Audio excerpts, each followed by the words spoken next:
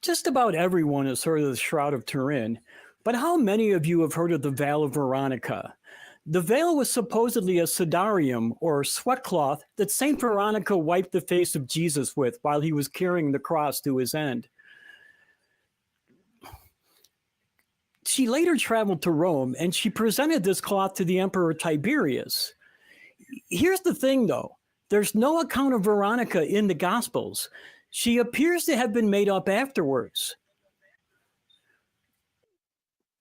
And the first account of the veil is from the 11th century, predating the shroud itself. The church even added the story of Veronica to the Stations of the Cross, and the sudarium was displayed by several popes. You might have noticed that I've been referring to it in the past tense, and that's because it disappeared during the 1527 sack of Rome by the Holy Roman Empire, which was neither Holy Roman nor an empire. But at that point, it did disappear forever. Well, maybe. But it was even rumored that German mercenaries did some pretty obscene things with it in several taverns around the city of Rome. And several copies were painted, though, before it disappeared. So we know what it looks like. We have several copies of them. And there is, as I kind of mentioned, a cloth that appeared in 1991 that is claimed to be the original veil. Strangely enough, there is another sudarium in Oviedo, Spain, that was said to have been placed over Jesus's face after the crucifixion, much like the story of the shroud. Funny thing, though, these three faces on these three miraculous images of Jesus, they're all not the same face. Now, do you believe in miraculous holy relics? If you do, then give us a call, because the show is starting right now.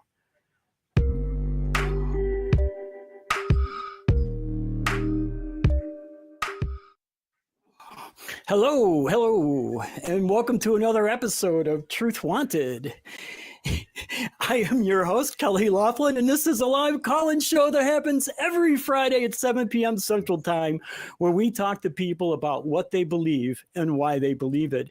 And if you'd like, you can call us at 1-512-991-9242 or through your computer at tiny.cc/call-TW. Truth Wanted is a product of the Atheist Community of Austin, a 501c3 nonprofit organization dedicated to the promotion of atheism, critical thinking, secular humanism, and the separation of religion and government. And my special guest today is our other wonderful host, John the Skeptic. Hey, John, what's up? Well, do you see it? This is what's up, me. I'm here and I'm loving, I love a bit of info before we start a show. That was crammed full. And maybe we could like dissect it ever so slightly. I would love to talk about it. Can you give me 1 second? I'm getting a little bit of an echo and I know why. I just want to get rid of it.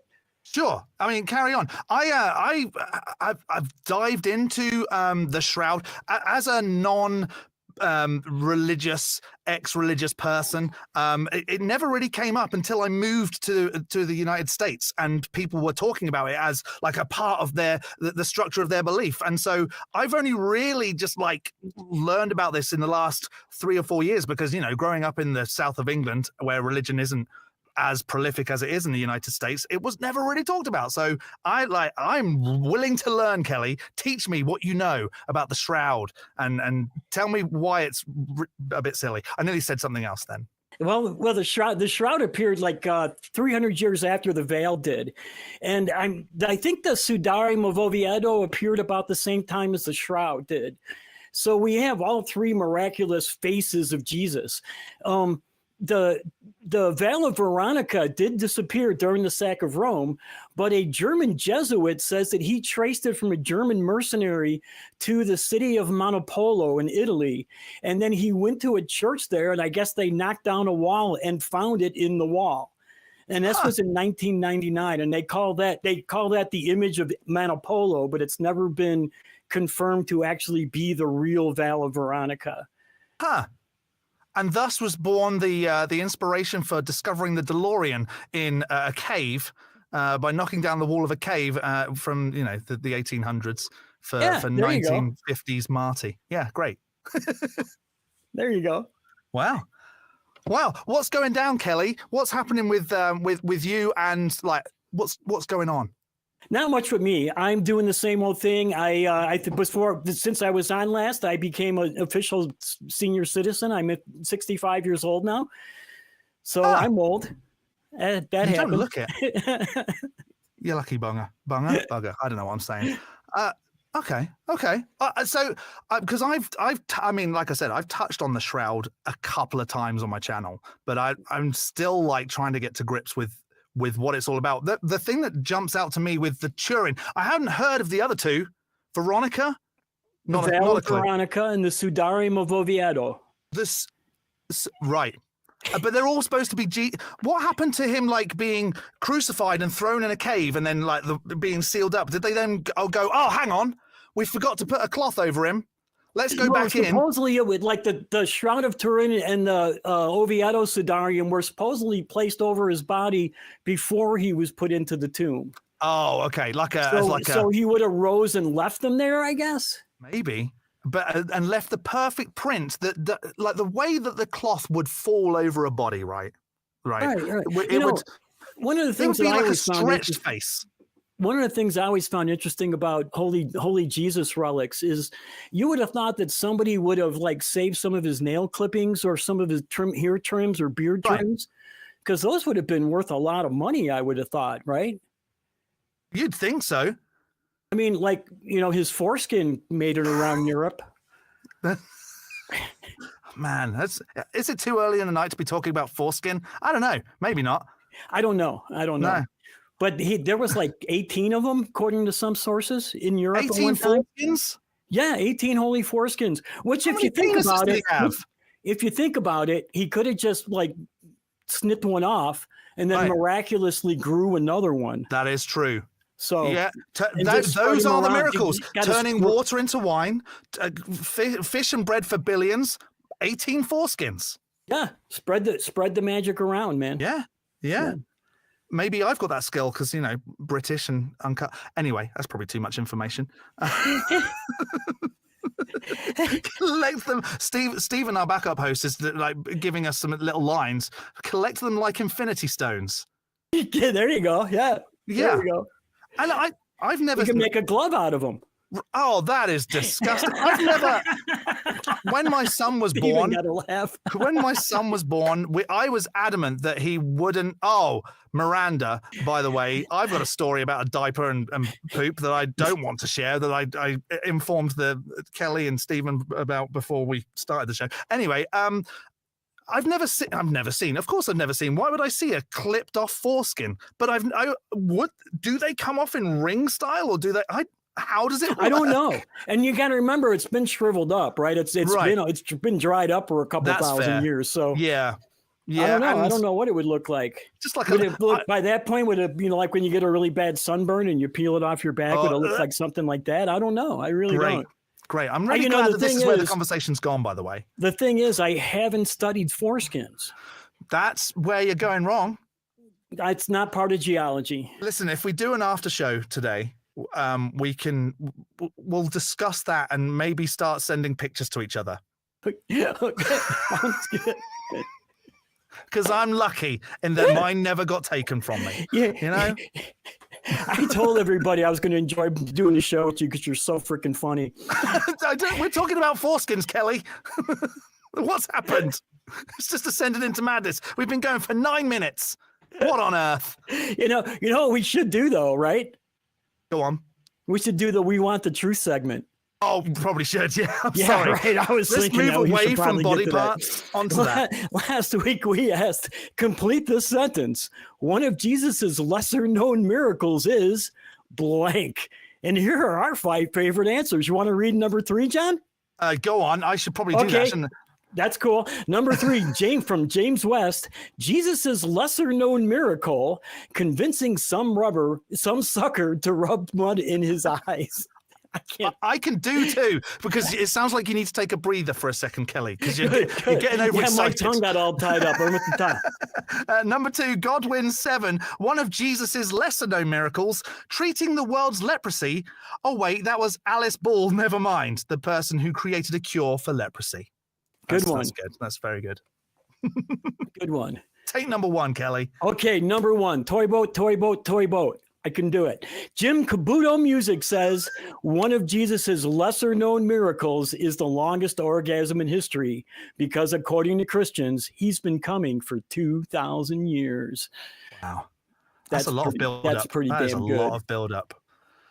That was pretty good. Wait, and now I'm going to take this. We've been talking about penises and foreskin already, but don't pigs' orgasms last for a long time? That just made me think of that for some reason. Coming for at least 30 minutes. With a pig. Again, I'm not a, You're rocks, not animals. I'm sorry. Carry on. Do you know why elephant have 4 feet? Go on. 6 inches isn't enough. That's true. Yeah, no, I saw that coming after I said it. Yeah, thanks for that. What's the next week's prompt, Kelley? The prompt for next week is we're being too silly. I know. The prompt for this week is, what is something that you know but you wish you didn't? John, what do you think?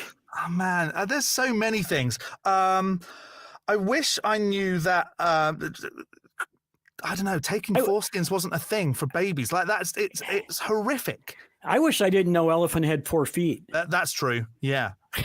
The whales have the largest penis. Why are we going down this route? No, I wish that I wish I didn't know that still circumcision was a thing, because it sounds horrific. Ugh.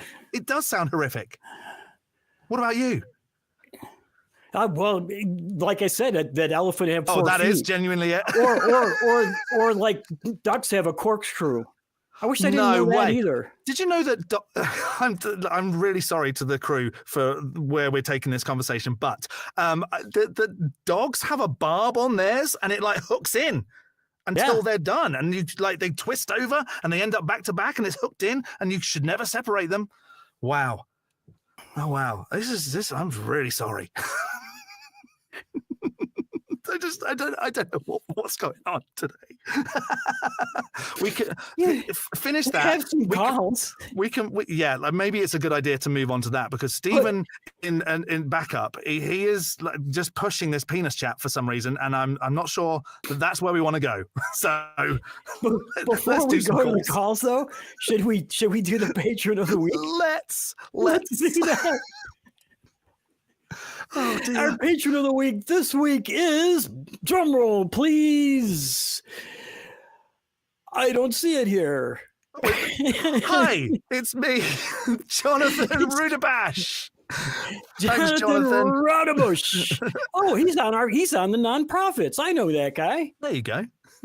You know what? Honestly, you want to hear something crazy and very, very coincidental?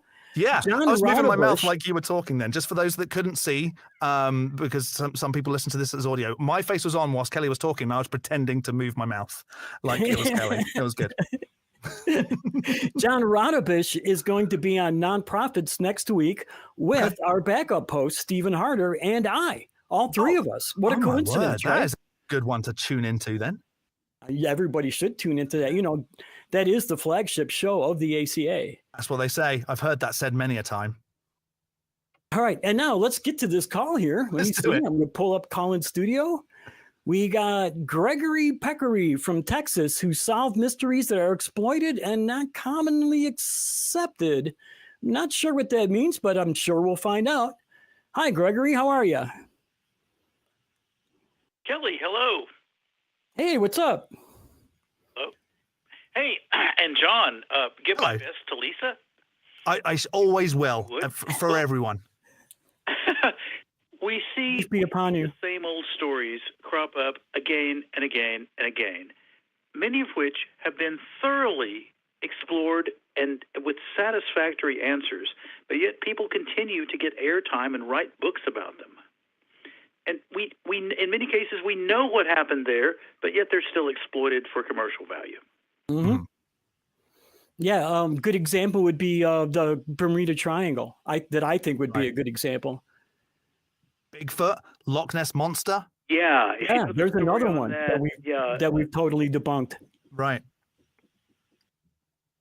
For those that don't know, we did an environmental DNA study of Loch Ness, and there's no monster there. But they did find eels that they didn't know were there. So that was cool. That is cool. Well, No kidding. Well, the prototypical example is Roswell. Roswell is the most thoroughly investigated and most thoroughly explained of any of those kinds of events. Roswell got practically, after the initial furor died off in a few weeks, Roswell got no press whatsoever until Close Encounters came out.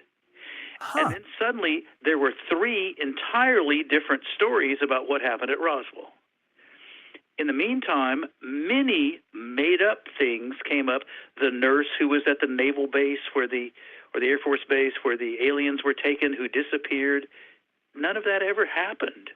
People just make shit up to sell books, you know?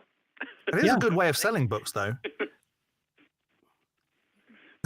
People believe anything. They'll believe absolutely. And wasn't it around that time that suddenly across the US and South America as well, that there were sightings of flying discs that all happened to look like the one that was supposedly collected at Roswell, and so they'd seen these leaked pictures, and suddenly, oh, that's the one that I saw this one time, and I've been taken up in that one time. It's fascinating how one event can spur on all these other incidences of people experiencing the exact same thing.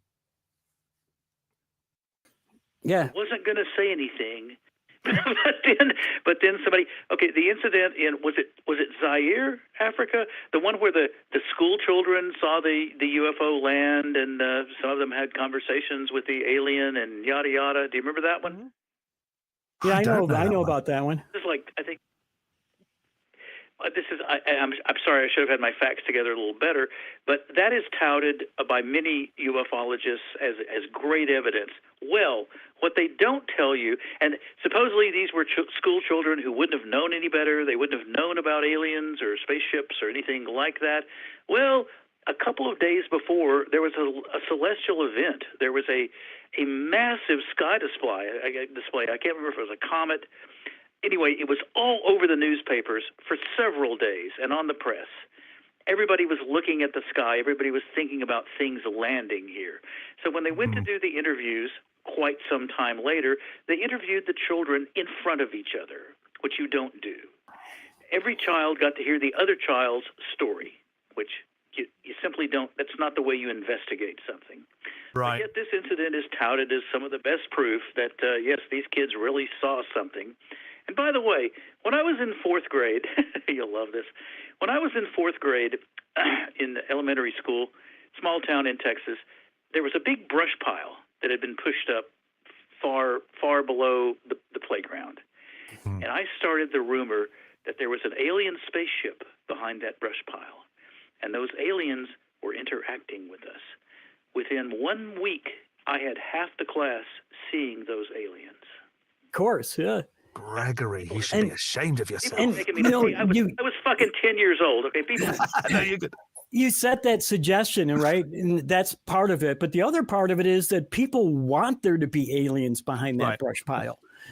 So, and that's the thing, even though there's no evidence for it, they want it to be real. And I think that's why, we're experiencing the phenomena that you're talking about here with things that we've already debunked. We know that they're not true anymore, but people still eat it up. It still generates a ton of money. So, and it's because people want the UFOs to be real. People want Bigfoot to be real. People want Loch Ness Nessie to be real, right? And I think that's the big problem is that if you're gonna, we're basing our some of our commercial wants on fairy tales, basically, when you think about it. I mean, they still sell Ouija boards because people think that, I can talk to the dead. They make a ton of money from these things, and it's all power of suggestion. Yeah. I did one. I actually did one in October last year, just as an aside, which I'll get into in a second. Carry on, Gregory. I'm sorry. I'm very rude. Happy 65. Thanks, Greg. No, me too. It's the delay. Kelley, I'm 66. So you and I are of a generation. We grew up on Outer Limits and Star Trek and Twilight Zone. We, of course, and reading Isaac Asimov and Ray Bradbury and Robert Heinlein, we want there to be aliens. Wanting something to be true is a poor starting point to perceive the truth. That is true. Listen, I'm only a few years younger than you both, and I want aliens to be true. I'd love it if they were true. Let's say 5 years. I'm 5 years younger than you. You know, this segues into something that's going to go on earlier or later on in the week, and I don't know if I should mention it, but we're doing the ACA 24-hour fundraiser later in the week, and I'm going to show something for that in a bit. But Richard Gilliver and I are going to do a segment about how our generation was sort of like seduced by rock lyrics into like new age thinking. And I think because, you know, you mentioned that, you know, people wanting it and the power of suggestion. And here was all these young kids like listening to this Age of Aquarius stuff. And it was like something we wanted to have happen. Mm-hmm. So we kind of like I said, a whole generation got seduced into woo by rock and roll. And it will continue because people will want to make money from things. So there'll always be someone who starts saying, "Oh, such and such is going to happen over there. You need this to interact with it, or you know, to understand it." People will always be making money from this kind of thing. Yeah, I spend a lot of time watching and mocking Coast to Coast AM on YouTube.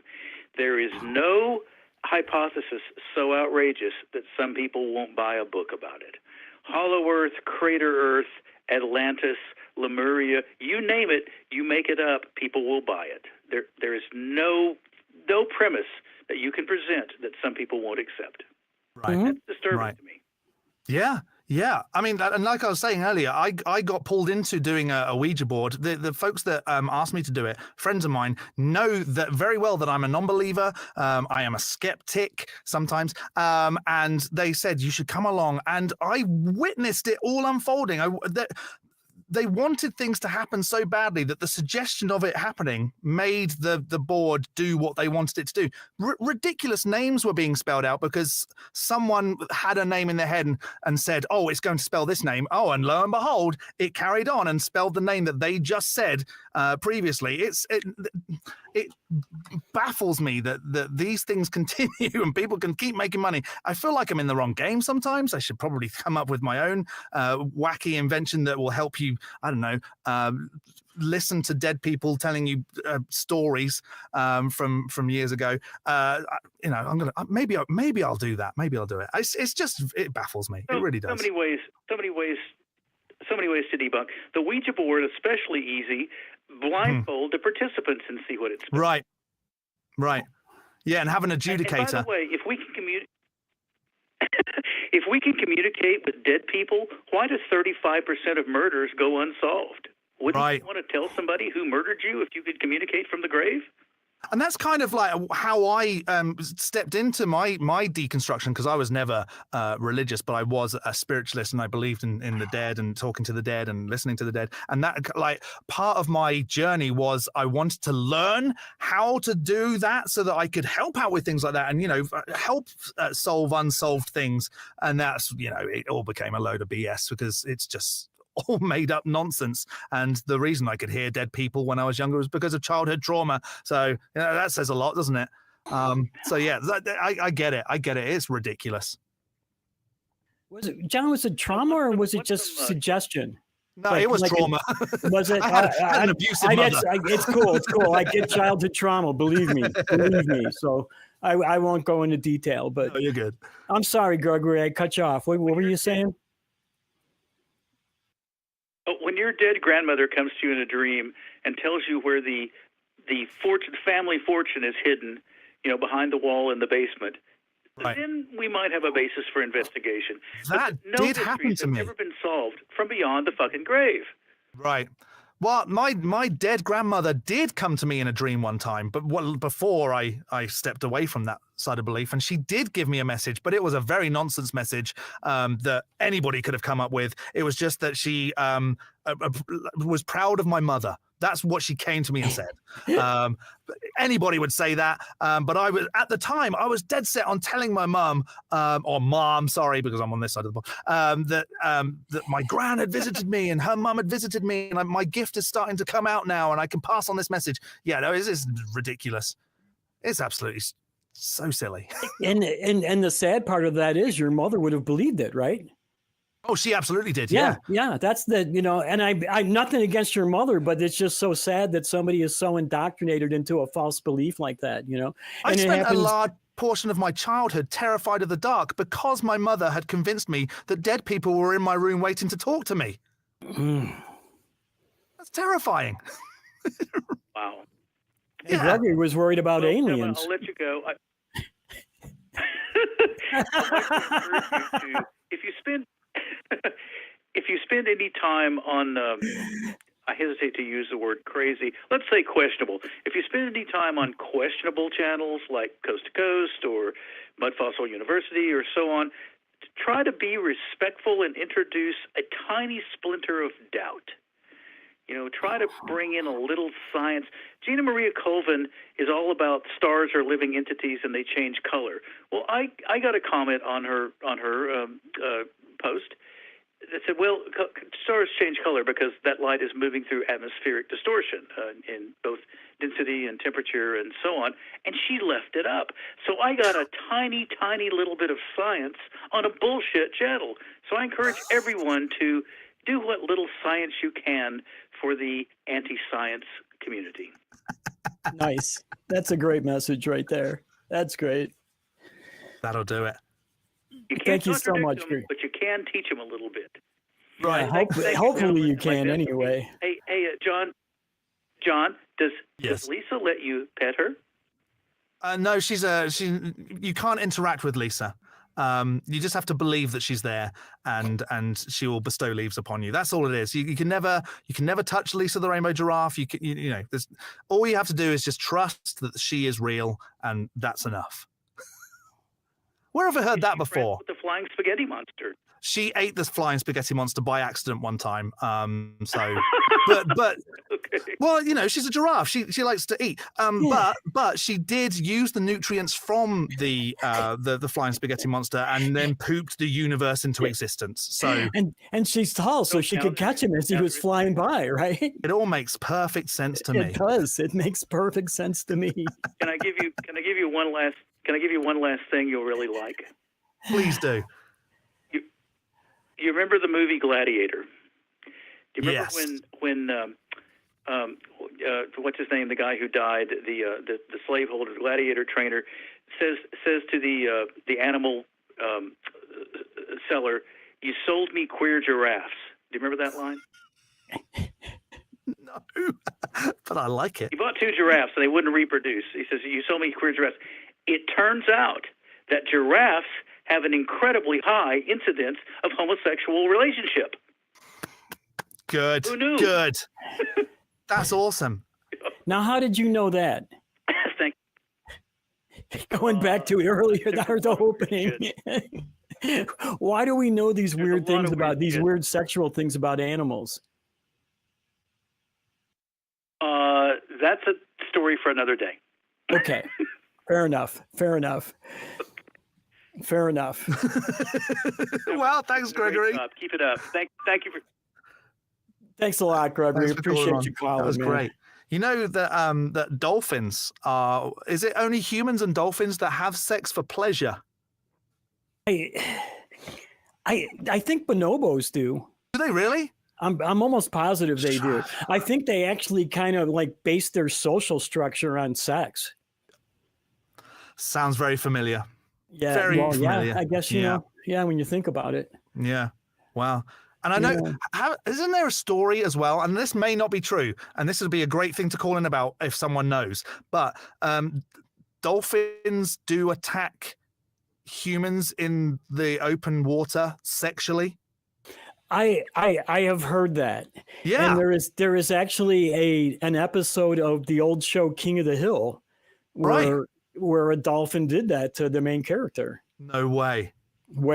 Okay. I need to watch more TV. It's probably from the 90s though. I didn't have a lot of TV in the 90s. I was too young. Mike Judge classic. Go ahead, check it out. I don't know if I could say that or not, but I did. So we have some announcements we should probably do. Oh yeah, right? do those. And We're going to get right back to calls afterwards, but we do have some exciting news that I mentioned earlier. So, Sophia, take it away. Calling all free thinkers. We are excited to announce that the ACA is launching its first ever fundraising campaign, Amplify ACA, in partnership with Amplify Austin. This is your chance to expand our impact by making your voices heard and supporting the shows that you love. We invite you to join us on March 5th starting at 6 p.m. We're going to be doing a 24-hour fundraising event and camp out live at the Free Thought Library in Austin, Texas. We've got a great show in the works, a whole variety hour with our hosts doing different things, not just taking calls like you're used to, but we're going to have the fun facts and playing some games and lots of different activities. So be sure to join us from that. Again, it's going to be really exciting, and we're looking forward to having as many people involved as we possibly can. Donating is easy on amplifyatx.org. Just search the word atheist and click the donate button. Follow us on our socials for more information. And this is important. We want to be able to amplify the voices of reason and compassion worldwide.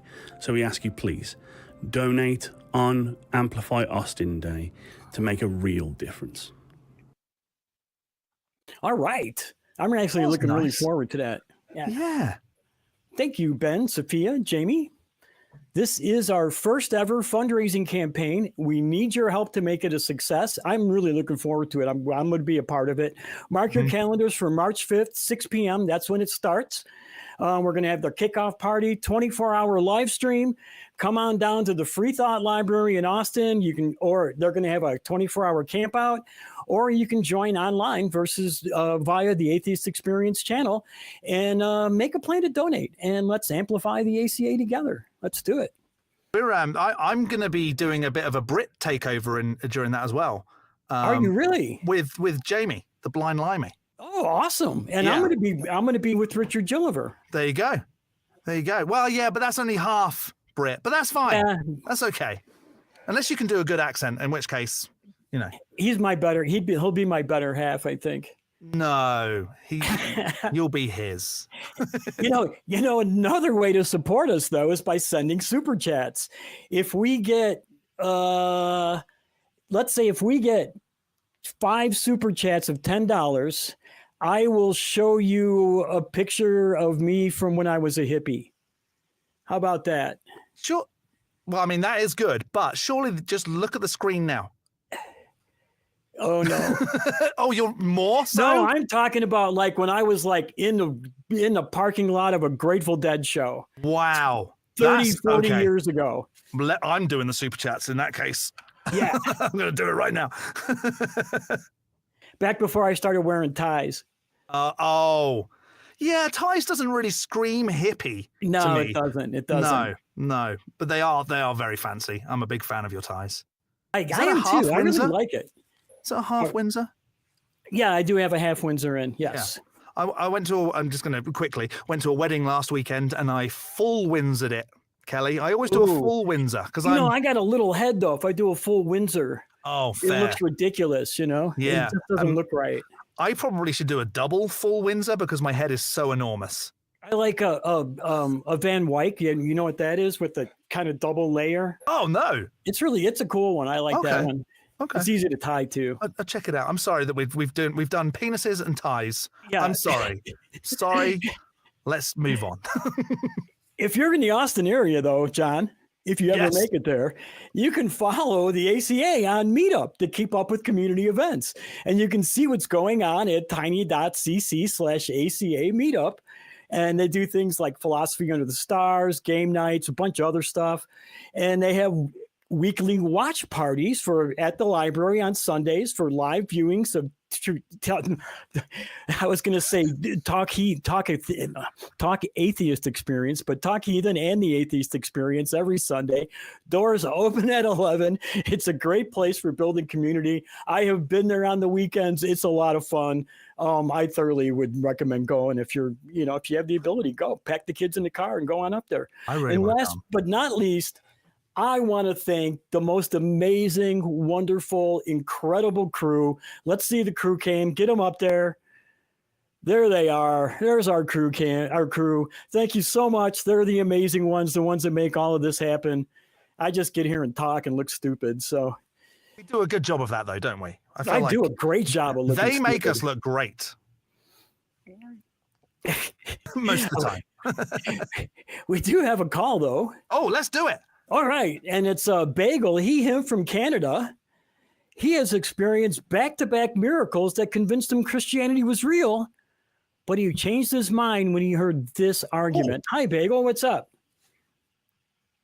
Hey, how's it going, guys? Good. How are you? I'm doing good. I think we got a little bit of a delay because of the distance, but Yeah, that's I'll just really open by possible. saying really quick that I was on a tropical vacation with my girlfriend, who's my now wife, and we had the opportunity to swim with dolphins. And I said, "Hey, do you want to go swim with the dolphins?" And she just replied with, "Why? So I can get molested?" So and we never ended up swimming with the dolphins. So There you go. that was yeah. I feel that was bad for the end of dolphins that they've but, got this thing now that like people don't want to go swimming with them. I mean, it's probably better that people don't, but they're genuinely concerned that they're going to get felt up by a dolphin. I feel bad for the good dolphins. Yeah, right. Not all dolphins. Allegedly, they also like to get high off pufferfish or something too. So they are partiers. That's good on you, dolphins. But yeah, I have what I like to refer to as my miraculous twofer, my BOGO, my buy one get one free. Okay. And I'll try and be as quick and succinct as No, possible take your and, time. you know, I want to hear elaborate detail. too much. All right. So I was raised as a turbo Christian, which is what I would call it. I didn't really use the word like devout or anything, but we were fiery hot for Jesus and not lukewarm. So God would have to really hosh us around in his mouth before he swallowed us. But you can kind of tell who's kind of, not really into it as much and who's like really on fire for Christ, right? So I was fully bought in. And I was 16 at the time. I was working at a Renaissance festival, which is medieval times, but a whole fairground. And it was between two cities. And we had to dress in medieval garb.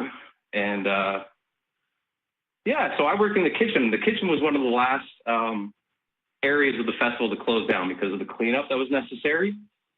So my parents were supposed to pick me up. And people were leaving. And I kept saying, oh, my parents are coming to pick me up. My parents are coming to pick me up. And they never did. So this was back 20 years ago. And not really everyone had a phone. And I was about 15 kilometers from my house, walking down country roads, maybe 10 miles or whatever that'd be in American. And no Discman, no smartphone. It's like, I'm just going to raw dog this walk. Might take a couple hours, but that was kind of my option, right? So as I was walking, it was a good time to like cast all my cares upon him. So it was kind of a very non-structured prayer, kind of more of like a dialogue with God and talking about my trials and tribulations. And as I'm walking, it starts to spit on me, right? It starts to rain a little bit. And as that was happening, I'm talking to God and I said, you know what? If I got to walk home today, at least not have me walk home in the rain. And literally as soon as it started raining, as soon as I said that to God, it stopped raining immediately. My mind was blown and I kind of chuckled and I just said, as long as we're answering prayers, a ride would be nice, And within 3 seconds of that thought, I saw a van pull to the side of the road on the shoulder. And it's like, you think it's my parents, right? No, they still forgot me. That's just when you have 4 kids, right? You're going to forget one of them somewhere. Yeah. And, but it happened to be a member from out of town of my church who had kids my age that I could recognize was a safe ride home that I got in the vehicle and they drove me home. And I think when I got in the vehicle, I was like, you know, guys, I prayed for this and it happened. And they're kind of like, yeah, right? So later that year, I was 16 at the time, and I was starting to lose my faith, and I was starting to ask the questions, you know, this can't be real, but what is this? But the one thing that kind of kept me holding on was this double miracle that within the course of 30 seconds, God had manipulated the weather and summoned a ride for me, right? It wasn't like he parted some seas or something, but it was more like a natural miracle, like when God sent the bears to attack the children, right? Bears aren't supernatural, but it's still a miracle, right? And so I was at church, and there was this kid there, and it was like, he wasn't one of the regulars. He was like a, you know, kind of a troubled atheist kid. Like, it was almost like his presence at church was court ordered or something, right? Right. And I was talking to him and telling him about my struggles with religion. And I said, but the one thing that's keeping me holding on is I just experienced these back-to-back miracles, and the probability of that happening, the statistical likeliness of these things happening back-to-back. And I don't know where he got this quote, and I'm just going to paraphrase it the best I can. But he basically said that there's so much shit happening in the universe at all times that if statistical anomalies did not happen, that fact would be the statistical anomaly.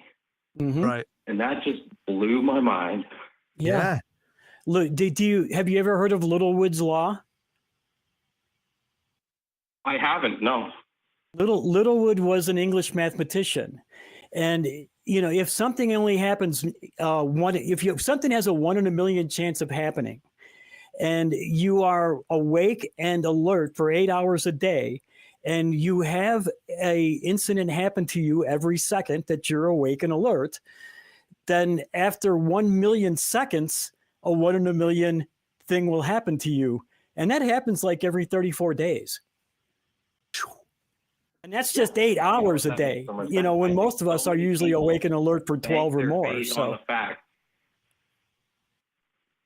yeah, I just think so many people bank their faith on the fact that, like, what are the chances that this would happen? Right. What are the statistical probabilities? Mm-hmm. And, you know, I've heard people argue like, oh, it's 1 over infinite or something, or it's 1 for 1 because it did happen, right? But these statistical anomalies blow your mind so much that you think that there must be a spiritual influence to it. And I just went from my head's in the clouds to, like, I'm totally grounded. So I don't know if that's going to help anybody who thinks that they experienced something that was too unlikely to be true without the influence of a deity or whatever. But, you know, it was profound. I have another, like, not issue, but, like, I wouldn't necessarily think how your friend thought. I would be more along the lines of, so why would a God help you have the rain stop and get a ride home over helping a child who can't ask for these things to not happen to it, to not have cancer anymore, or to not be abused, or, you know, all these other things? Why would a God think, oh, I'll leave those for now, because what I want to do is I want to help this person not get wet in the rain anymore and get a ride home so that they don't have to walk so far. You know, that would be my first issue. You know, and then after that, like, why would you be convinced that a God stepped in when the God, especially the God of the Bible, is always sold as an all-knowing, all-powerful being that has a plan and it knows everything that's going to happen and knows everything that has ever happened? Why would it then, it decided it needed to rain, but then why would one person say, oh, I don't want to be rained on anymore? It'll go, no, you know what? You're right. I'll stop the rain. I didn't mean to do that in the first place, which would then make the God fallible. And I don't want to walk. Can you get me a ride home? You know what? You're right. I probably shouldn't have made you walk in the first place. I'll change my mind. You know, those are the two things that would instantly jump out at me with those. I will say, and I totally 100% agree with you, because as I was battling with that in my mind, I kind of said to myself, you know, a God of infinite power, if you're to show your power to me so I don't get a little wet or my feet don't get a little sore, and you let 10,000 kids starve to death in Africa, like, Right. you are a fucking asshole. Right. You know, and that was kind of like a final straw for me. And then I went into my angry atheist phase and so on and so on. But just the fact that, like, if you would use your infinite powers for something so insignificant when there's so much change that needs to be done in the world, it was really quite sickening to think that that's what his priorities would be. Right, and people still, like, I see it all over social media all the time. Oh, I'm going into hospital to have, I don't know, a sleep study. I saw this one recently. I'm going into hospital for a sleep study. Please pray for me. Never mind about the people that have got leukemia and, suffering from stroke and all this stuff. Please pray for me that I get a good night's sleep so the hospital can give me a good study so I know why I'm not sleeping very well. How silly. Yeah, no Yeah. doubt. No doubt. Yeah, that's pretty wild. I won't keep you guys much longer. I thank you so much for taking my calls. Kelley, I think you're awesome. John, I haven't heard much from you, but it's really nice to meet you as well. John's awesomer than I am, honestly. He really I'm ready. is. It's just because I'm British. That's the only thing I've got going for me. Well, yeah. Well, that's a big plus, man. To us, you're exotic, which is cool. There you go. I fit in. Well, no, I don't fit in. I stand out like a sore thumb. As a final thought, I just wanted to say that I was flipping through some YouTubes or whatever, and there was a YouTube short where some street preacher was at some kind of a gay pride festival, and he was doing his street preaching to them. And the number one comment at the top that was pinned was "hate the sin, not the sinner." Oh. And it just hit me like a brick. Yeah. That I said, you know what? Hate the belief, not the believer. Believer, yep. I always say that. Good on you. It just blew up the comments, right? And they took it as such a personal attack. And it's like, oh, because being a Christian is a part of my identity, so you're attacking me. I said, no. Hate the belief, not the believer, right? Yeah, right. When they're hating the gays for what they do, but not the person, right? It's supposed to soften the blow. And I'm not that homophobic, but to kind of flip that logic on them felt really good. Right. So hate the belief, not the believer. You know? They can dish it out, but they can't take it. Oh, Bagel, I'm glad you had that epiphany about the statistical event that you experienced, and you kind of backtrack and joined our side. I'm glad you experienced that and got a little bit more reasonable or critical about the way you think. It really took that one kid from church who, again, I kind of assumed was forced to be there, and he wasn't really, one of us. Right. And I came to him with my miraculous claim, and I was up here, and he just slapped me down and said, you know what, this is reality. And I was like, you know what, it is. So it was since that moment, because I get that was the time that you then went, I'm stepping away from this, it's silly. Have there been other things now that really jump out at you as like terrible arguments that you used to like go, this is amazing, this is exactly why I believe, and now you listen to it and you go, that's really silly? Is there anything like that jumps out at you? Well, so it was 16. I was 16 when I really started to question everything. I'm 36 now. So I'm celebrating 20 years of atheism. Never looked back. Oh, good on you. Good. But one thing that really stuck out to me was, in my kind of questioning phase, I asked my dad. I was like, what? So it's pretty wild that people's beliefs are so tied to their geography. I said to him, you know what? If you were born in Iran or Iraq or Afghanistan or wherever, and you were surrounded by Muslims, do you think that you would have been a Muslim, right? And my dad just looked at me dead in the eyes. He goes, no, I'd be a Christian. No, you wouldn't. Well, what if nobody was around you to share the Christian belief? And he just looked at me dead in the eyes and said, no, I'd be a Christian. And I just, in my head, it's I call bullshit. Yeah, I would have miraculously known about it. So steadfast. Yeah. Like, who's going to tell you, right? And he's obviously a person of religious persuasion and just happens to be in a country that believes strongly in Christianity. Mm-hmm. And like when people, if God is perfect and the Bible is the word breathed by God or whatever, the Bible should be perfect, and the Bible isn't perfect, therefore God didn't write it. And it's kind of like, how do you even get past that? Yeah. Mm-hmm. Yeah, it's tough. Well, Bagel, thanks a lot for calling. This was a great call. I really enjoyed talking to you. I really, really did. So, give us a call back sometime. I appreciate it. AXP, but I'm so glad I was able to call into to Truth Wants and talk to you guys. I think you guys are awesome. I think what you guys are is phenomenal. I want to give a shout out to RFR and the Secular Therapy Project and stuff, because I think I didn't know about them at the time, but in my deconversion, I think I could have used that more than ever. And for people that have that as a resource, I would really encourage them to use it. And I just think they're doing a phenomenal service for the world. Yeah. Good shout out. Good shout out. Appreciate it. All right, Bagel, I'm going to let you go. I actually started my atheist career, I guess, at the RFR. Did you really? Yeah.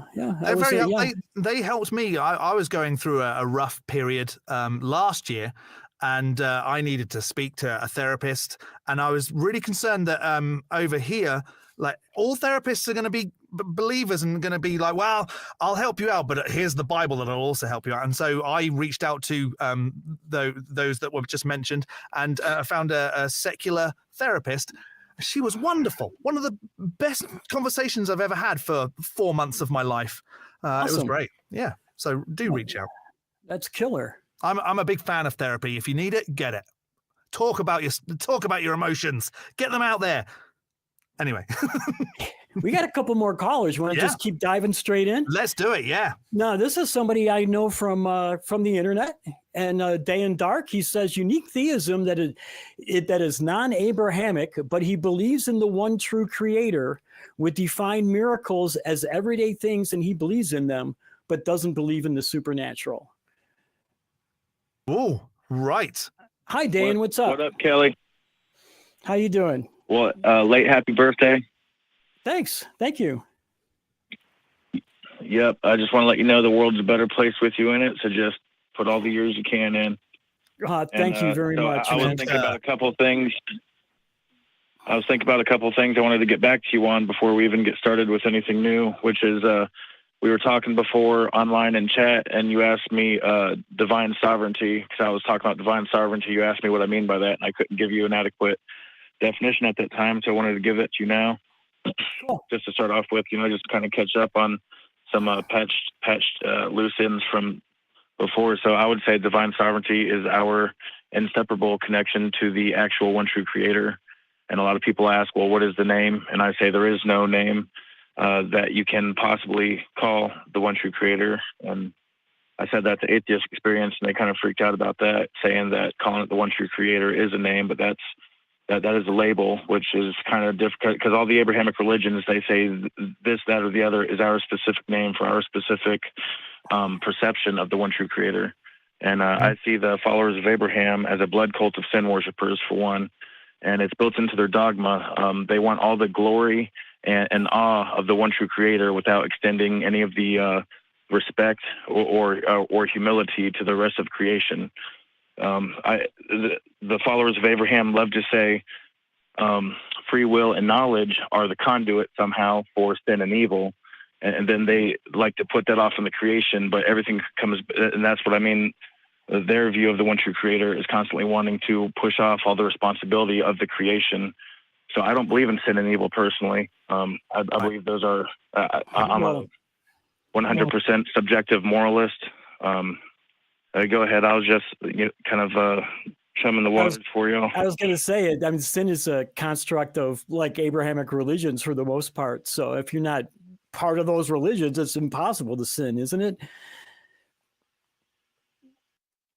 Well, sin is just in the mind of the perceiver. Sin is trying to co-opt the everyday experience of bad, which every self-aware being experiences, because every self-aware being needs a certain set of conditions to survive and thrive, and anything that provides that is going to be seen as good, and anything that goes against that is going to be seen as bad. So it's all subjective. I'm a 100% subjective. I think everything within the realm of subjectivity or perception is subjective, such as like truth. That this is, I don't know. I don't think take it truth wherever is you want. subjective. We got so many directions we could go.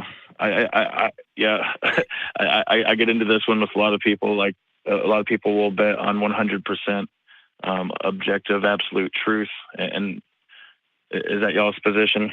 Like there is 100% objective absolute truth, right? I think there probably is. If you can demonstrate a way of getting to the truth, then I would say then yes, it is absolute. If you can keep getting there, my point is that it's all subjective on that one, No, like I think the universe exists. I'm pretty 100% positive that's the truth, right? I'm almost 100% positive that gravity works.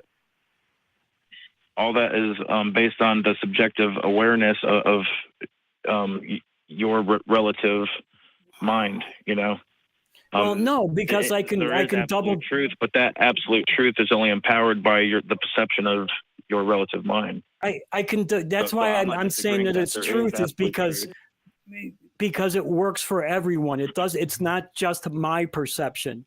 When I say gravity works, it works for everyone. It doesn't just work in my perception. And that's why I think it's 100% the truth, because anybody, 100% of the people can test it and get the same reaction. We know that this is going to happen. I have a pen, I'm going to drop the pen, it falls. Gravity works. That works. And also every single person everywhere. Right. And if there were no people, and something fell, it would still be the same outcome. It would still happen. It's because it's like an explanation of something that happens. But I kind of want to move away from that side of things, because you mentioned quite a few times that you are. That was just a side.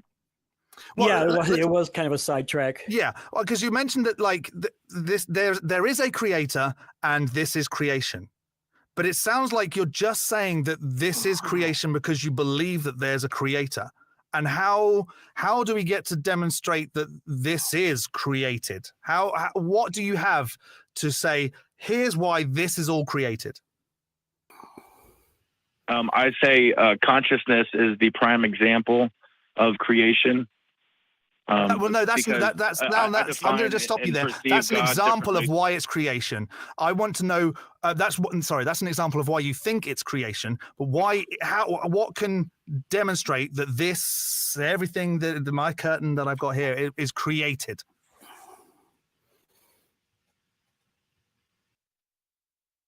Created in what way? Like we haven't defined created between us yet, Okay, well, define created for us then. See what I'm saying? Every single word means something different to every person perceiving it, which all comes back to.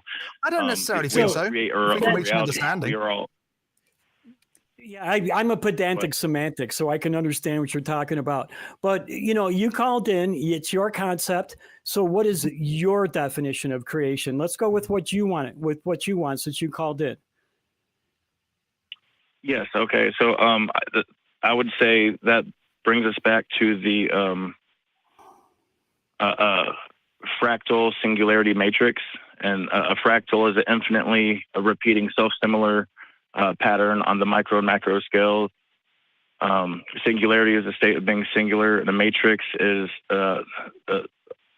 like something that provides it's like providing something where you can grow in, and the fractal singularity is the I don't have my notes with me, so I warned everyone I was going to be a rambling fucktard a bit. So I would call it the fractal singularity matrix. Dude, I'm a rambling fucktard every day for most of the day, so don't worry about it.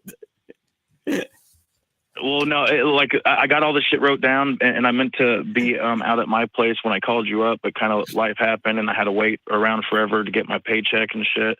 So I really meant to have all my notes with me and do this shit right, But you wanted some other time, you can always call and talk to any. You that I would call in. Yeah, I'm glad you did too. And you can always call and talk to Dan too. Dan's an awesome person to talk to. I'm sure he would love this conversation. But I was wondering, you were talking about your creator and that made the creation. In your mind, does that creator still interact with the creation? Well, in my mind, every word and name ever spoken is the name and word of the one true creator. Like, that's what separates me from followers of Abraham. They will say, our book right here is the only true word of the one true creator. I say every word ever spoken is the word of the one true creator, because there's no word spoken without the breath of life of creation. And I don't believe in like creation like followers of Abraham do. I got a totally different idea of the creation. I don't believe it. I believe it was it's constantly being created and destroyed. It's eternal. There was no like original singular, because that all comes back to the law of conservation of energy, which was energy can't be created or destroyed. So I don't think it was exactly created, but there was something there that got the breath of life breathed into it. And that all comes back to how I define God. The things that I need personally for my perception of God is a hyper unity within creation and a balance, consciousness, dark and light. And I think that the mix of them four things combines to create the breath of life. And I'll tell you right now, I admit that all divinity is imaginary friends for grown-ups, okay? You won't hear any other theist admit that, but I'm not imaginary friend phobic, all right? You've said a lot of words. Yeah, I'm about to say, so the simple answer to my question was yes. Well, I was explaining what my idea, my perception of God is. It's not something that's separate from you. We are all a quanta fractal expression of the one true creator. So we are all co-creators within the Godhood, I like to call it. That so you're the God that you, or the creator that you believe in, is, you can perceive of it. You can perceive it. So that would mean that it's only within your mind. Is that what you're saying? Well, I'm saying it's within everyone's mind, whether you want to accept and utilize it or not. But yeah, I perceive it that way, if that's what you're asking. Your being that you can perceive of, is it also in my mind right now, but I can't perceive of it?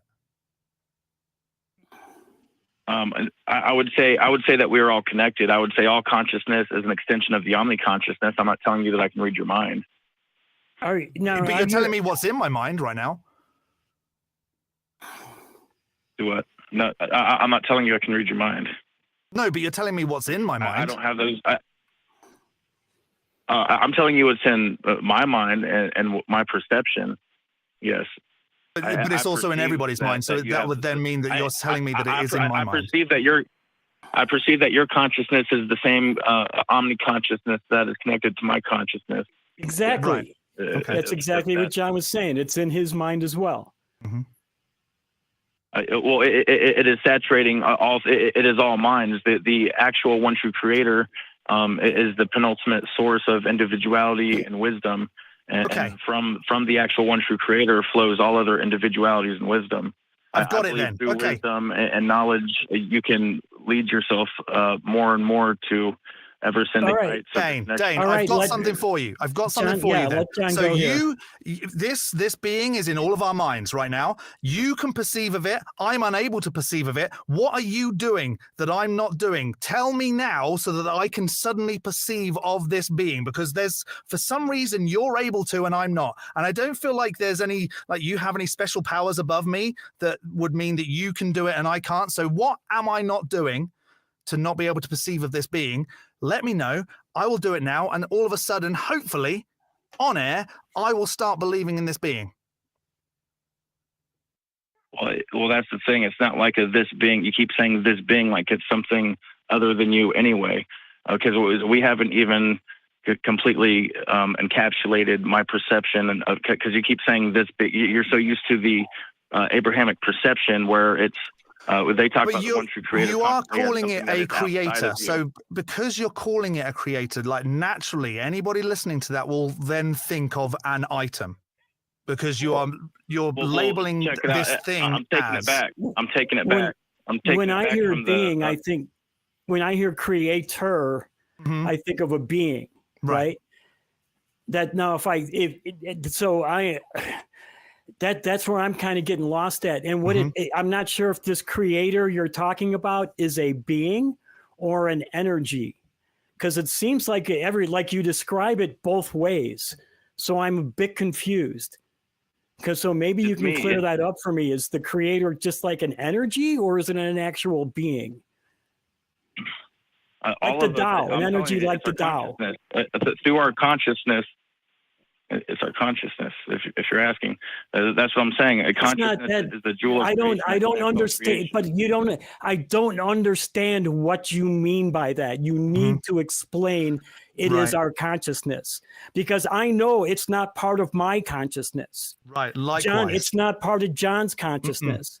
So it can't be consciousness, because if it was, we would be aware of it. Because we have consciousness and we're not aware of it within ourselves. So, and that's why I'm asking, is this like, what exactly are you talking about when you say consciousness? It's really nebulous the way you're describing it.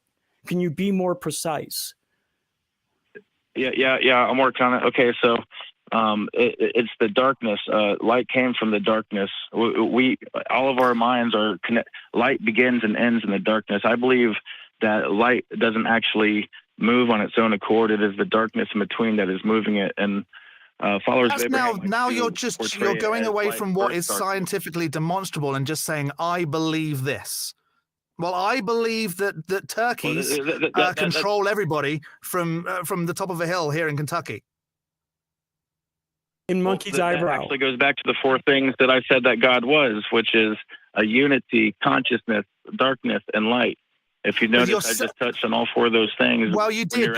So you said this is what God is, but you didn't demonstrate that that's what, the creator, not the God. You just said this is what this is. And you then didn't demonstrate how it is those things, or you've come on and done, which is a lovely conversation, I must say. But you've come on and just said, this is what this is that I believe in, the end. What I believe, yes. And just it's a working theory. It's not even like a dogma, you know. I fully admit it is a working theory. It's not some etched in stone dogma. You know, okay. I'll tell you. Well, maybe that's where you're going wrong, because I would etch it in some stone. That's definitely something that has happened in some religions where they etch it in stone and it then suddenly has become a thing. But my suggestion here, Dane, would be if it's a working theory, go and work on it and really get it nailed down. And come back when you have everything that you can then go, this is what I believe, this is why I believe it, and this is how we demonstrate how everyone else can believe it too. This is to me, like when I hear you saying these kind of things, Dan, these are things I would have said 20 years ago. Seriously, this is the exact kind of language I was using 20 years ago. And it's the kind of thing that I actually realized one day when I started critically looking at what I was thinking and believing. I started to realize that I had no reason to think this way or to talk this way. And it made a big difference to my life going forward, because I was no longer basing my life on things that I could not prove, things that were just in my head, things that people who were, and I'll be honest, in this case, a lot of the people who were telling me that this stuff was real were on hallucinogenics and other drugs. And yet I fell right into it. And like, it's really hard for me to listen to you. Like when I was talking about you saying being nebulous, you're kind of like using these poetic, artistic language. And it's exactly the things I used to say. And when you try to nail it down, you can't, because there's nothing there to nail down. It's just a cloud. It's an illusion. Well, not exactly. See, I called you guys up to just talk to you, but and every time I call up, see now I had a interview with Brooklyn Lou, and we just had like a nice casual conversation about it, where he just kind of explored my perception about it. But every time I call up one of these atheist shows, it's like you guys just try to get your hit pieces, where you're like, oh we took it, and then like last couple of times, listen, you know what? That wasn't a hit. That was not a hit, Dan. That was not a hit. Right. I said that to you not to be mean, not to be negative. I said that to you because I wanted you to hear what I was saying and to take seriously what I was saying and to explore what I was saying and to use what I was saying to positively and critically look at what you were saying so that you can make your life better. That's why I'm not doing it to be negative. I'm trying to help you here. Please please don't think this is a hit piece. I never meant it to be that way. I haven't gotten angry. I don't dislike you. I actually like you a lot. I'm telling you this to try and help you. Okay. Can I just tell you one thing? Okay. I Sure. am the burning ember. Okay. Cool. I am the burning ember, dude. Like, Cool. I am the flaming tomato. I am the true burner. I am the true burner. That's not just things I'm saying. It is things that I know that I felt to my soul. Now, no one told me that. I got there on mushroom trips and DMT trips, and it's things I know in my soul that. Yeah, that's how I got there too. I know about. Dan, that's how I got there too. I'm trying to tell you this. I understand. I mean, you might not think I get it, but I was you. I was totally you. I was saying the same things you are saying. Everything you are saying, I have heard. I have heard it out of my own mouth and out of my friends' mouths. And then one day I started thinking, wow, you know what? This energy, this force that's all around us, that's actively making everything work and stuff. I started actually trying to use it to make things work. And you know what? It doesn't. It doesn't. It's just, like I said, it's just this nebulous, cloudy illusion of what we want to be. I want what you're saying. I want it to be true. I want there to be this benevolent force that created the universe and makes things better, right? But it just isn't there.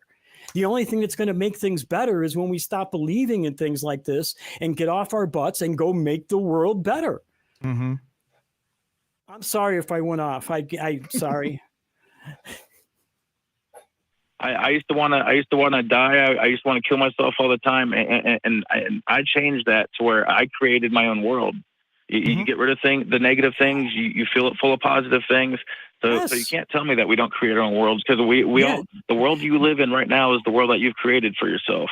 Just like I was a drug addicted alcoholic suffering from PTSD, living homeless on the streets. And I believed the things that you are saying. And it wasn't until I stopped believing in that stuff that I got my shit together and made a better life for myself. Because I started looking at the world from the way it is, not from the way I wanted it to be. And there's always something in us where we want to have an explanation. It's very human to want to have an understanding for everything that is. And sometimes, you know what, Dane, it's okay to go, I don't know why this is. But it's probably better to say that than to make up some kind of explanation that makes you feel better, when there is probably something out there that will make you feel better for the right reasons, and not just because there's some like a being in your head that makes you feel better. There are people out there to go and talk to if there's something that is you're struggling with that can help you through, and not some I keep saying being, and I'm sorry that I keep saying it because I know that that's not where you want to go, but there's a being that will help you through it. There are people that will help you through any problem that you have, and it's better to go and speak to them than to come up with something that's something or someone that's going to help you through. That's what I got my dogs for. There you go. Yeah. Dogs and Cool. cats. Cool, man. Cool. There you go. Cool.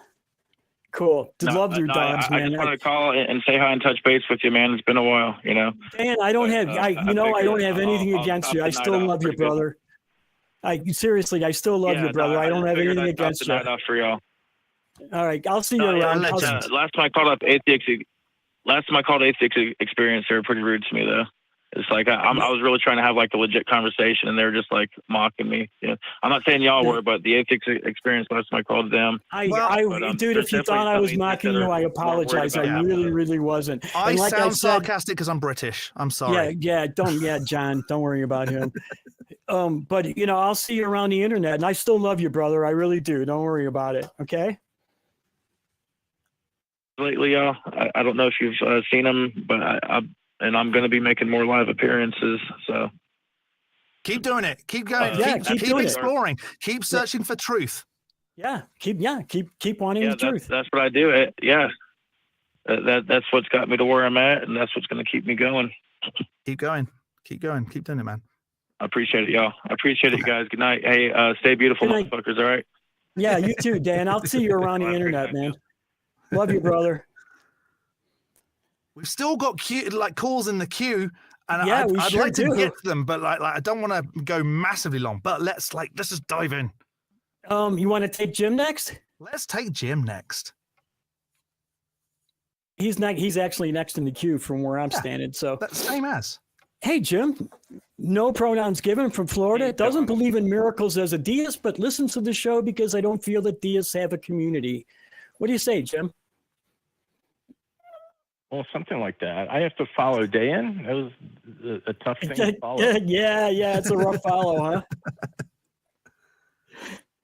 And I think maybe Dan is a little bit, sounds like a bit of a deist as far as looking, he believes in a spiritual being that doesn't necessarily interact, but well, and I think that they said that they don't believe in the supernatural, though, right?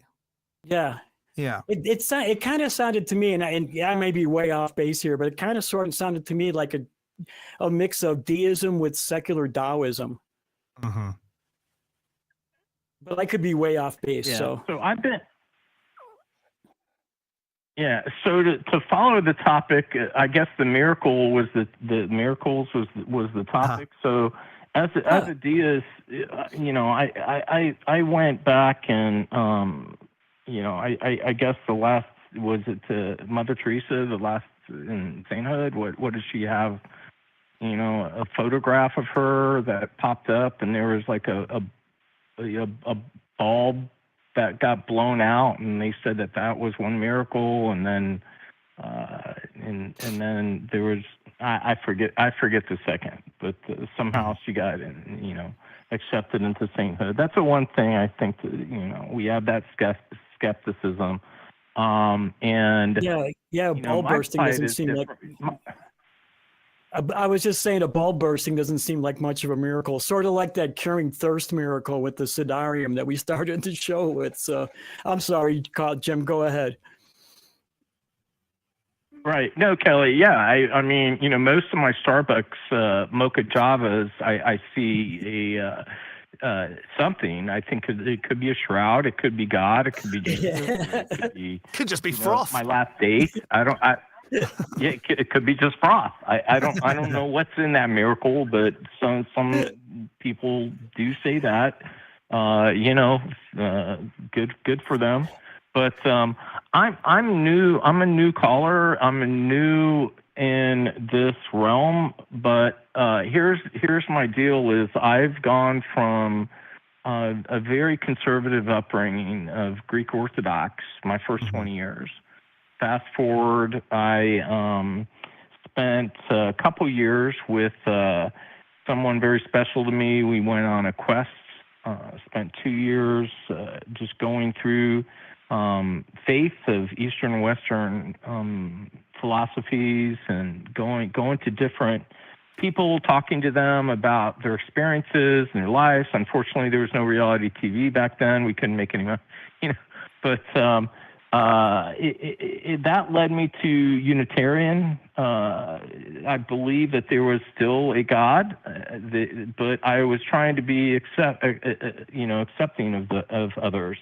Then more towards researching things of Spinoza and moving towards a pantheist approach, and so it did lead me to a deist place that I feel is actually undervalued. And what I mean by this is I feel that most of the people that I talk to, if I talk to women and men that are Jewish, that are, most Christian doctrines, and I ask them, or let me back. So if they ask me my faith and I explain to them, they're just like, oh my God, are you batshit crazy? You don't believe in a God and you don't believe in JC, and I'll say, listen, I believe in a higher power. My higher power is one that is yet to be determined because man has not yet to understand this higher power. It's a energy, and it's a life force that doesn't show up in a burning bush or in a shroud or in your Starbucks coffee. It's something that man has yet not determined. But if you look at the definition, like Webster's definition, is something that takes a theistic approach, and it's something like, look, a person or thing deified or excessively honored and admired. Mm-hmm. That's not even close to what my perception is of a God, okay? Or what this God can be.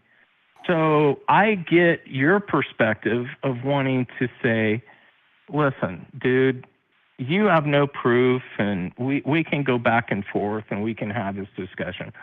But I've been through a 25-year, I don't know what you want to call it. I don't want to say pilgrimage because I am a fucking pilgrim. And I'm far from a man-made perception of what a faith can be, but it is something that needs to bring people together. And anyways, I'll let you guys talk for a minute. I just one thing jumped out at me that you said. You at one point you said that the God or the Creator, I forgot the exact terminology. You said that they are unknown by man, can't be known by man, something along those lines. And then you said, but my perception of. And so those two don't go together. It either is perceivable or it's not. And you've kind of not cancelled it out, but you've kind of gone against your own definition there by saying that it's not perceivable, but also I perceive it as. So how would you tie that up for us?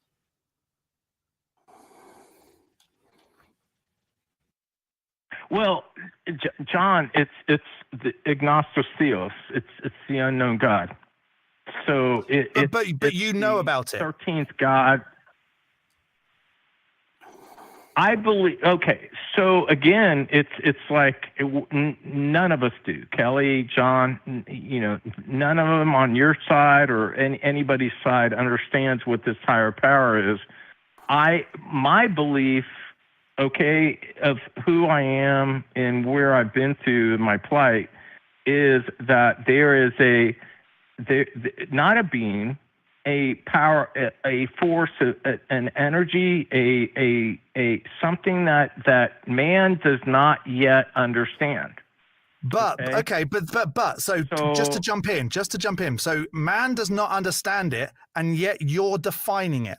So you have an understanding of it because you are defining it right now.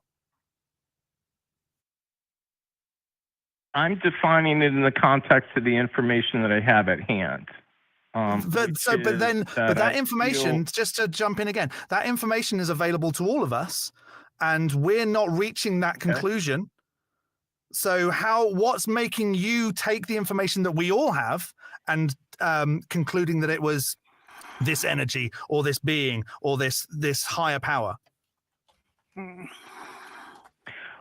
Well, John, what do you have to rebut that what, like, your perspective is that there isn't a life force, there's not an energy, but in fact in the universe Jim, stop for a second. Jim, stop for a second.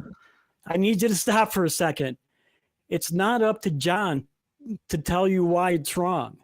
It's up. You came in with the claim. It's up for you to prove that it's correct. Right. And that's all John's asking you to do. He's asking you to show the proof. He's asking you to show us the 2 + 2 that got you to this 4. Mm-hmm.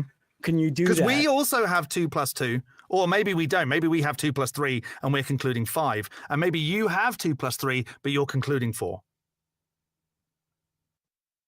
Or it could be we have 2 + 2 and we're concluding 5. Yeah, right. You know, But we're not you're concluding making the this same claim, and you're not.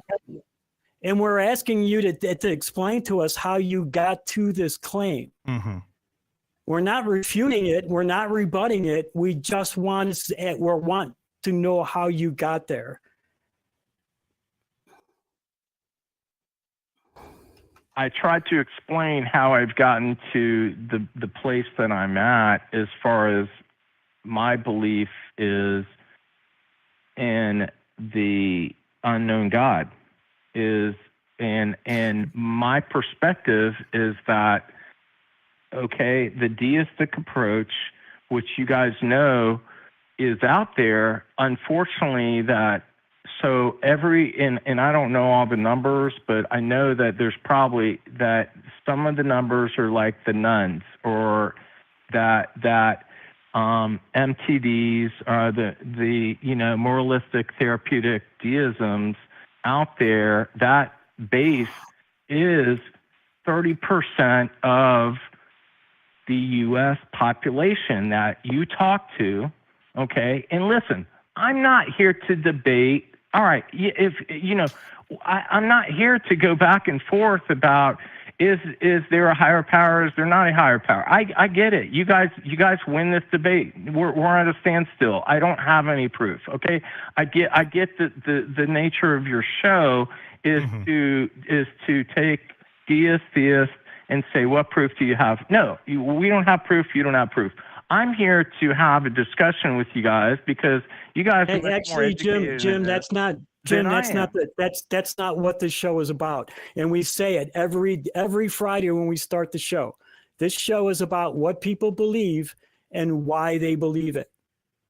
It's not about trying to argue with people or debate people. We want to explore people's beliefs.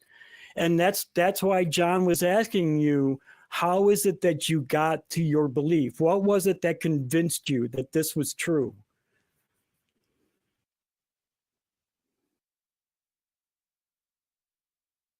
How do I believe that there's a higher energy in a life? No. Not how do you? Why? What got you there?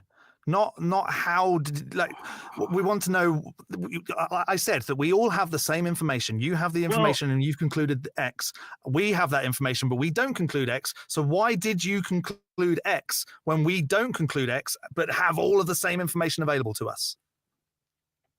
People like Christopher Hitchens that I listened to in full detail for the last year, and listened to who's an atheist, but who respected and understood deists in the past, Plato, Voltaire, and a part of, So Christopher Hitchens convinced you to be a deist? Yes. Christopher Hitchens, okay. Yeah. Okay.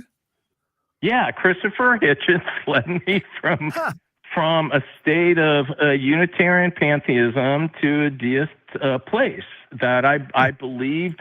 I was definitely got out of the whole Unitarian side of like, okay, like I'm not going to accept other people's faith. Like they're wrong, the man-made faiths are absolutely not wrong. Are absolutely wrong as far as that premise. But can I ask a question then? I just have a very quick question for you. Yeah. So you don't believe in man-made faiths. However, in your mind, this is what you believe. And until you can demonstrate it to be the case, it appears to me that it may be man-made.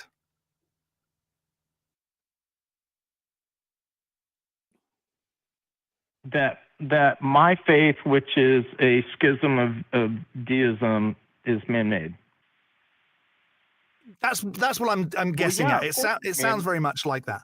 Well, of course it's man-made. Everything that we're talking about here is man-made. But okay, that's interesting.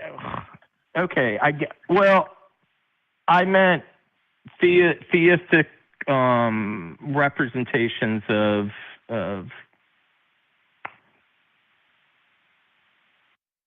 So I get what you're saying, but my point is that my belief is my belief at this point, that none of us are going to know because man does not know. Let's just go back to like the reason that you called that you feel like there's no community for your specific section of belief.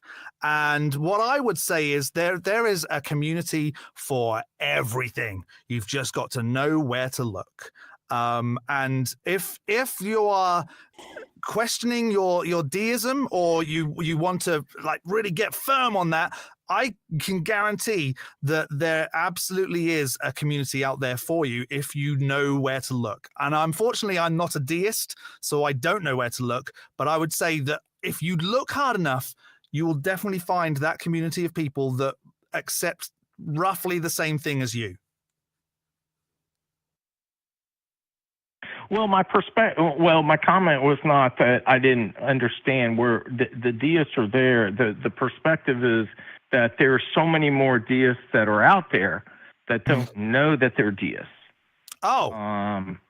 So that's my. So but I've heard that a lot before. Like, people know that there's a God, they just choose not to know that there's a God. And it sounds like you've just taken what a lot of Christians say about the Christian God, or Muslims say about the Muslim God. You know that there's a God, you just choose not to believe it. And it almost sounds like you're now saying, well, you know that there's a creator, but you're just choosing to not accept that there's a creator.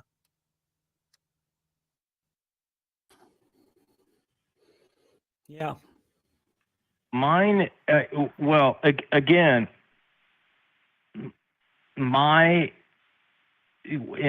I'm holding firm, and I keep on, I keep on going back to this, is the power that is there is one that is unknown.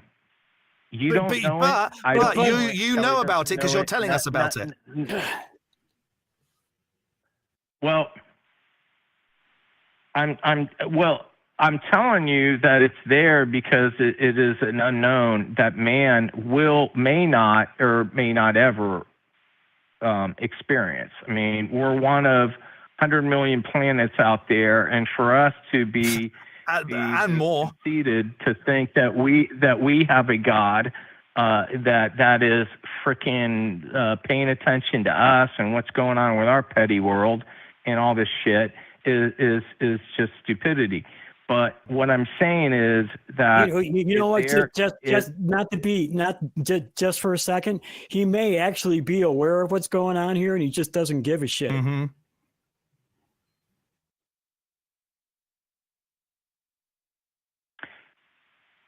Well, I mean, it's a possibility. Then you're saying that there's a consciousness to that. I don't think there's a consciousness. I think it's I'm just saying that it's a possibility.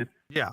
I don't believe that. I'm just saying, because you said that, that I was just bringing up a point that was kind of like going off of your point and showing you that there was something else that you hadn't thought about when you came to your conclusion. That's all I was doing. Well, I was showing you that there, because like Sherlock Holmes, when every other thing has been exhausted, what's left must be the answer. Mm-hmm. Well, you don't know when you've exhausted all the other variables, and that's what I was doing. I was bringing up a variable that you didn't seem to have counted upon. Right. It sounds like I appreciate why you believe things. I understand why people believe things, but I think, Jim, the best thing for you to do, like the previous caller, is to go and like really research this stuff and give a way of demonstrating that this position, it makes the most sense more than any other position, and then come back when you've got all that stuff. We'd love to have you come back. Yeah, right. Okay, John, I will do that. Like I said, I've been on a 25-year step of, and I'm passionate about the quest for truth. Good, and that's the best way to be. But what I want you to do, what I think would be beneficial for us, is not what you believe, but how we can come to that conclusion too, with all of the information available to us. So how many episodes have you guys had? And has there been anyone that's provided you guys factual information? Not yet. Well, not about this, not on this topic, but yeah, I mean, people have called up with factual information, not on this topic, but yeah. No, right. Because this show is not about just theism, right? It's not about just religion. Right. Well, I know. Well, you could be the first, Jim. I don't hear a lot of deist call, but then most people don't even know what a deist is. If I tell them. I think a lot of people do know what deism is. I don't think that's the case. I just don't think that there has been any sufficient evidence to accept the position, and we are more than open to having that. If you can demonstrate it to us, provide that sufficient evidence that we all suddenly accept, we are more than open to it. I think I speak for everybody who is on any of the ACA shows. If some sufficient evidence is presented that is irrefutable, we will all suddenly go, do you know what? I think we've been wrong this entire time. But until that happens, I'm very much stuck in my position of non-belief. Okay, I didn't know I was here to convert you guys, but well, no, it's not to convert us. It's just you come in and talk about what you believe and why, and we then would like to understand why you believe it, and then maybe we can understand and believe ourselves to almost relate to what you're going through. Jim, we're not on the offense here. Right. You seem like you're taking up a defensive stance here, and neither John or I are on the offense. We're trying to have a conversation. No, that sounds good. I will do more to come back with some more information, but I don't know, based upon like where I'm at in my quests. I don't know what else I can come up with, but I appreciate you guys the time. We appreciate it too. We really do. Yeah, we appreciate the call, and it's been a very interesting call. I hope you do call back and talk to us some more. Okay, thanks, guys. Take care. Thanks, Jim. We're getting, we went a little bit of overtime, but I got one more call here that I'd like to take, if that's okay with everybody. I'm good with it. All right, and I want to give D a few minutes because you know what, I like D. But also, before you do that, Kelley, I do think it's a good idea to mention the super chats. Oh yeah, you know what? Darn it! Thank you so much. Of course, that's what I'm here for. Oh goodness gracious! So, do you want to do one, or you want me to do one? You do them because I can't see anything right now. Okay, cool. Miranda Rensberger, remember 1 year, $10. I found a cloth that was used as a diaper for the baby Jesus. It was full of holy shit. I can see them. I'll do the next one. How about that? We can take it in turns. Ler and Misha Sadai. No, we're doing the 10s. I'm sorry. No, do the $5 one. We got to do them all. The Shroud of Turin is what you get when you wash your bed sheets only once a year on the Passover. Boom. That's awesome. Yeah. Deanne Kearns, $10. D from Iowa found Japanese dolphin is lonely and looking for a mate. Blind Limey, who's been a member for 2 years. Cognito ergo sum all woo bollocks, mate. And I think that only works with a British accent, so I'm glad that I got that one. I am glad you did do that one. Miranda Rensberger, again, Miranda, you're so awesome. For $10, word salad is like Jell-O salad, squishy, and it doesn't provide you with anything useful, but some people still think it tastes good. There you go. That's awesome, Miranda. And I think we need two more. Let me see. One more. We've got it from Caitlin Beyond. Oh, Caitlin. happy birthday, Kelley. Oh, Yeah, thank you. So about that picture. Okay. I mean, that was 5. That was 5 chats. Yep. You said 5 at 10. Yeah, that was it. So, I mean, if the crew wants to, you know what? We'll do it after D's call. How about that? Let's take D and then... Let's do D. Yeah. Hi, D. Hi, D. Hi, guys. How are you? Love. Great. Love the Pretty good. show. We came here to do you, D. Excellent. What?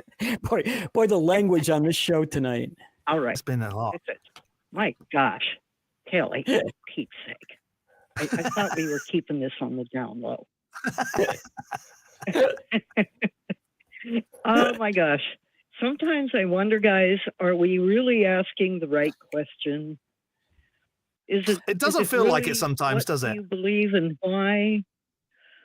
Is it really? Because, I know you guys know this. I don't know exactly how it's pronounced. I always thought it was quo, but it looks like it's sui bono. Oh. Benefits. Huh. Who benefits? Does a 16-year-old kid listening to this guy on acid promoting using drugs,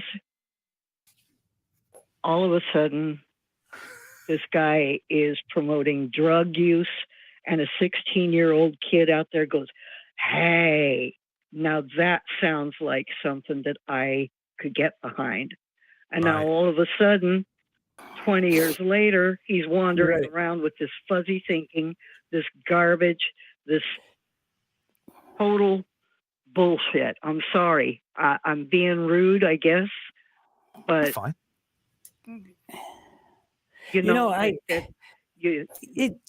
It's hard too, D, because we're surrounded by this kind of thing. I mean, we don't. Richard Gilliver and I were working on this segment for the Amplify ACA, and it got me to thinking about because it was his idea for the subject, and it was about rock lyrics and how they are all full of woo and kind of seduced our generation. And I hadn't even thought about it before. And the more I thought about it, and the more I started looking at the lyrics and the songs that I really liked, I was like, holy shit, I got caught up in this. This happened to me. And I think that's part of the problem, is that we don't, we're so surrounded by these things. And it's even just like, the song lyrics, it's not even something that you think about consciously. You're singing them subconsciously sometimes, and you don't even realize that you're letting your mind become open to some of this goofy ideas and even embrace them ideas, right?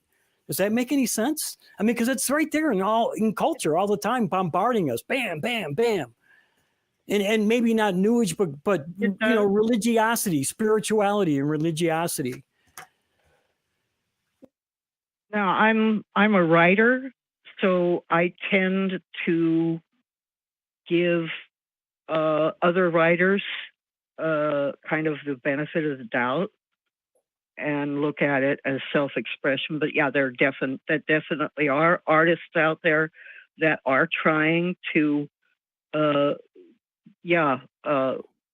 a lot of garbage on kids. And I don't know that they're trying to unload it, D. I think they're just they're just communicating what they actually believe, right? Right. Sure. Yeah. They're just sharing their truth. Yeah. Yeah. And so basically, number one, how does the bullshit help us right now with trans people's rights being written out of the law, with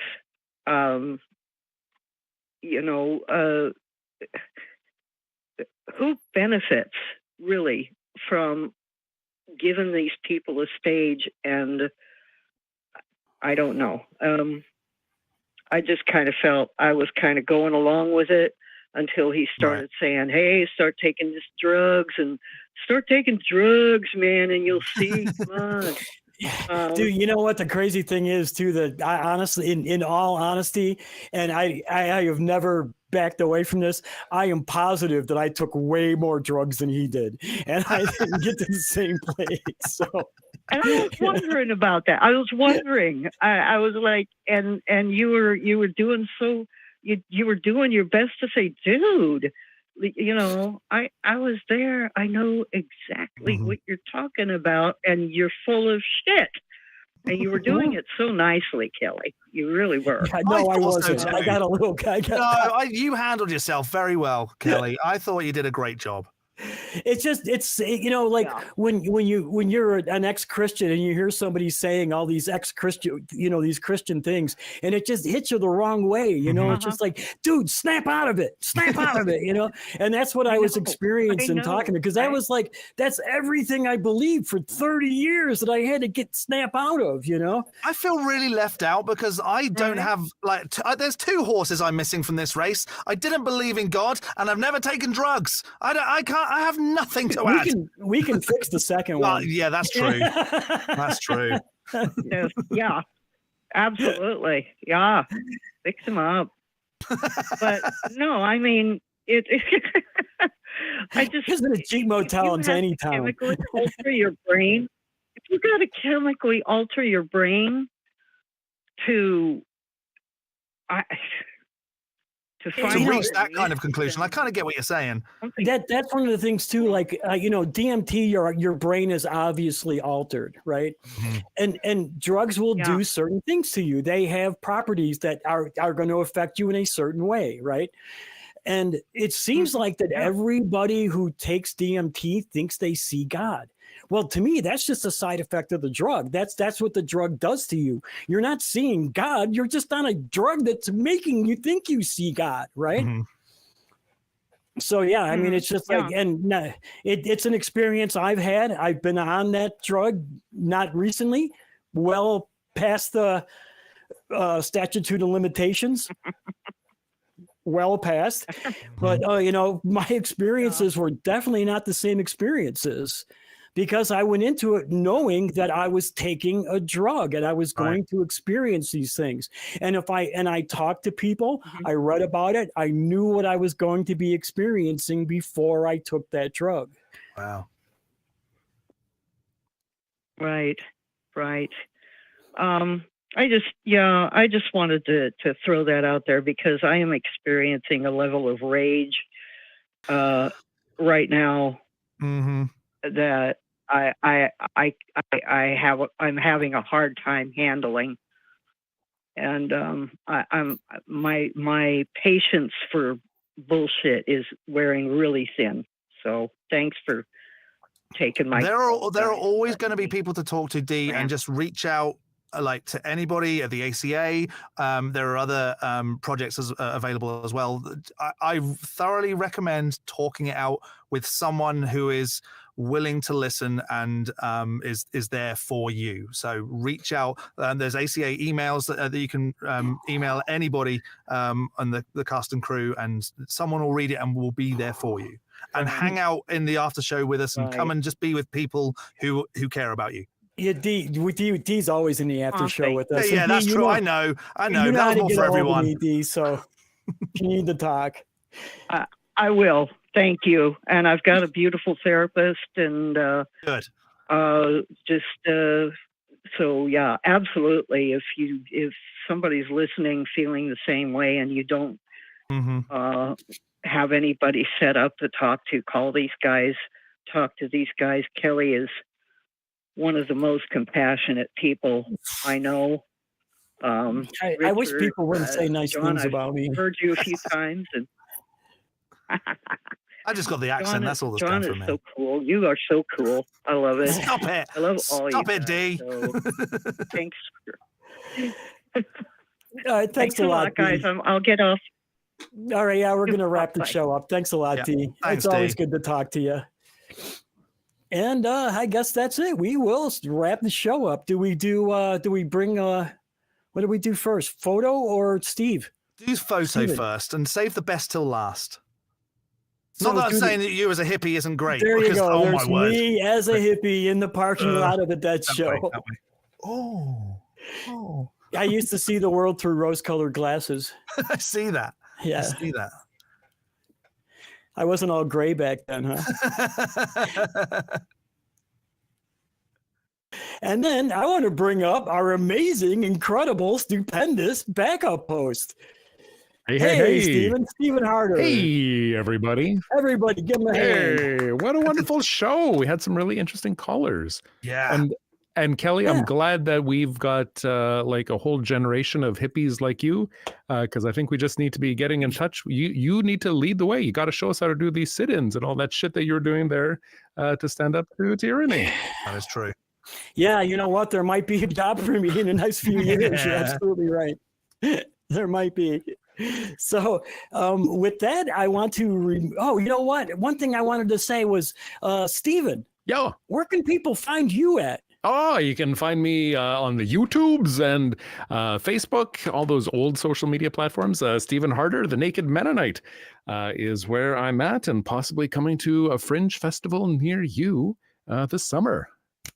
Cool. And I understand you're going to be on Nonprofits next week as well. Absolutely. I'm on the Nonprofits next week. I'm going to be helping out with the Amplify ACA right around midnight. Oh, cool. Cool. Yeah, I know. It's going to be a good time. How did you get midnight? I got 6 a.m. Oh, you two lucked out. I've got a child, so I'm in the middle of the day. All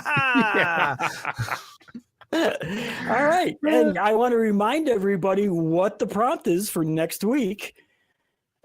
I'm still on the super chats. The prompt is, what is something that you know but wish you didn't? Comment on the video in below, not in the chat, but down below.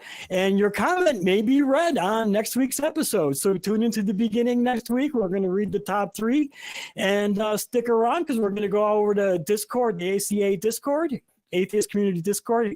Hang out for the after show for a little bit, and you can join us there at tiny.cc/ACD Discord. And that's about it. I want to thank everybody for coming, and always remember, keep wanting the truth. Bye-bye, everyone.